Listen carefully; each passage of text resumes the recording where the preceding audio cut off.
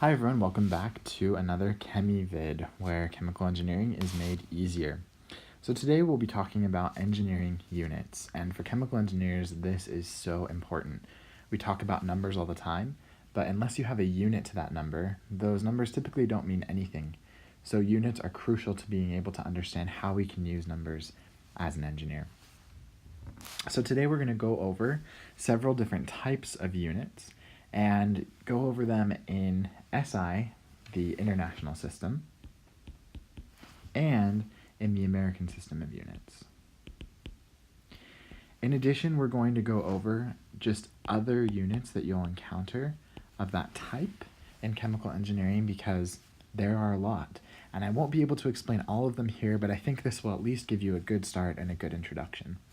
So let's start off with one that you're probably most familiar with, and that is mass. It's how heavy things are, right? Really what it is, it's a measure of how much stuff is in something. So in the SI system, they use kilograms, and in the American system, they use pound mass. Pound mass. So you'll see in a second here why I choose to use pound mass like this. But it's a very important distinction. And other ones that you might see are grams or mass fraction. So if I have a mixture of, let's say, two different things, and it's 50% of item A and 50% of component B, then I could say that the mass fraction of component A is 50% or 0.5. And it's just a way of classifying mixtures of things. Moving along, we have amount. Now, you're probably confused because I just told you that mass was the amount of stuff in something. But this type of amount is dealing specifically with chemical species. Chemical species. So in the SI system, they use what is called the mole. You'll remember this from all of your chemistry classes. It's actually abbreviated MOL, and sometimes people put GMOL because it is a gram mole. There are kilogram moles, and in the American system, there are pound moles.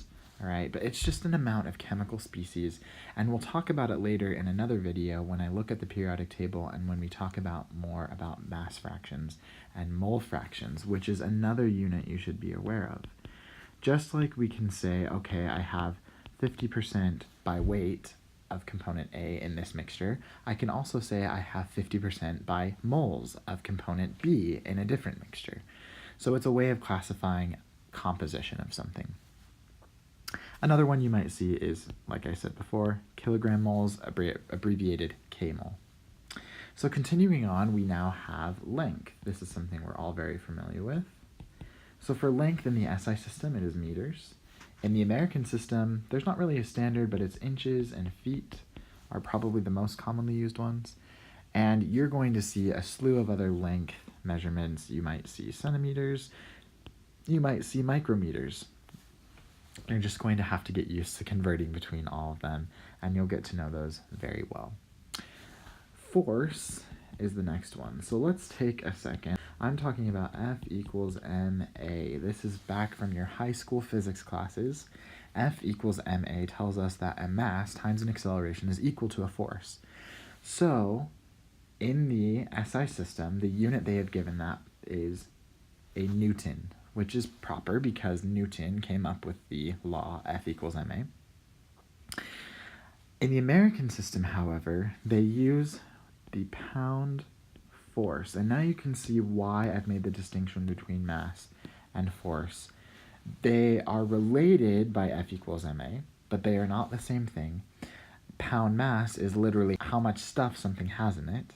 Pound force, though, is the force that that thing is exerting because of its mass, and you can see it depends on the acceleration. So just a little review from physics, but also something very important to distinguish in engineering units. As far as others, these are really the only two that you'll see, so you don't have to be worried about force units so much. However, pressure, so you remember, is a force per area. So you would imagine that this is a Newton per meter squared. They've called that in SI a Pascal. That is the pressure unit for SI units. And continuing on to the American system, they have PSI, which is pounds force per inch squared, which we would expect it to be. There are so many other units for pressure, though. We're talking atmospheres, we're talking bar, we're talking millimeters of mercury, we're talking inches of water, we're talking about kilopascals even. There are lots of pressure units, and really what's going to be important is dimensional consistency. So making sure that you're staying within whatever pressure units you have and being able to convert when you don't have those units. Continuing on from pressure, we have temperature. Temperature. This is really an important one. Probably the most common that you've heard of are degrees Celsius and degrees Fahrenheit, and you'll notice I wrote those in the other category. It's because, as it turns out, for a lot of equations and correlations, degrees Celsius and degrees Fahrenheit don't work well. And that's because they have negative values. So I can be negative 30 Celsius, I can be negative 30 Fahrenheit, but that doesn't really do well for some equations. And so for the SI system, they've adopted the Kelvin as their unit. So the Kelvin essentially replaces Celsius. There's a direct correlation between the two that you can look up. I'll just go ahead and tell you. It's Kelvin is equal to the degrees Celsius temperature plus 273.15. This number right here is something to memorize. You will be converting over and over and over and over again right there. Okay?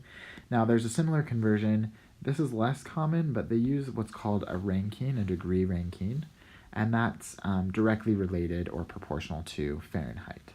And you can look up that correlation later on your own. So let's move on to volume. Volume is just a length, right?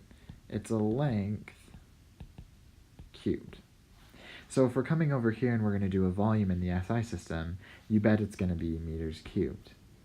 The same thing over here in the American system, it will be feet cubed. Oops, feet cubed. Or another one that's commonly used is gallons. And finally, there are some other volume units you'll have to encounter on your own, but a really common one is liters. Okay, liters. So moving along, we'll have density. Density. So density is a mass per unit volume. Okay. And in the SI system, we're going to take our mass unit and divide it by our volume unit. And we'll do the same in the American system. We're going to take our mass unit, pound mass, and divide it by a volume unit.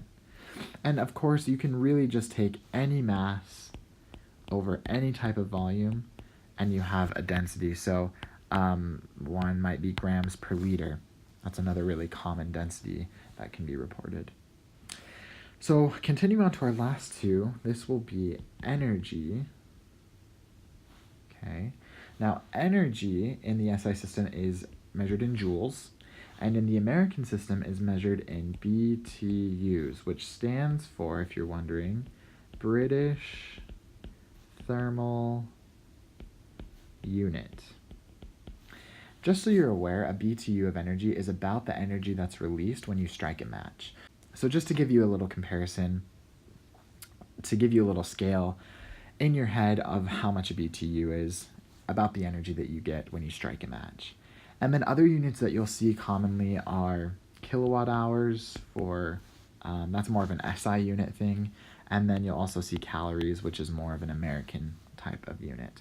Now, these calories are not dietary calories.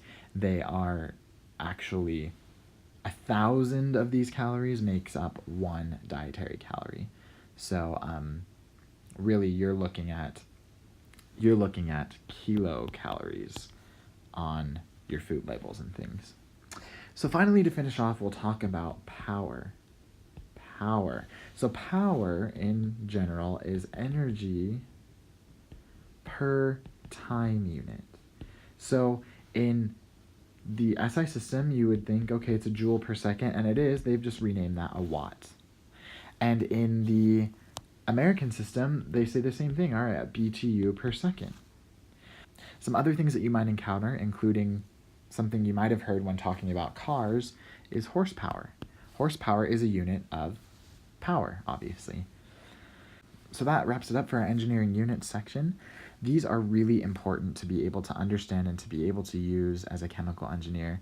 And it's not going to be in one video that you understand everything. It's going to be through experience that you get exposed to all of these. But I think having an exposure like this is important. So later, when you're wondering, shoot, what's a degree Rankine again? Oh, that's right, it's related to Fahrenheit. It's an American system of measuring temperature. Or you're looking and you're like, bar, is that a measure of energy or pressure? Oh, that's right, it's pressure, because you can come here and you see bar right there.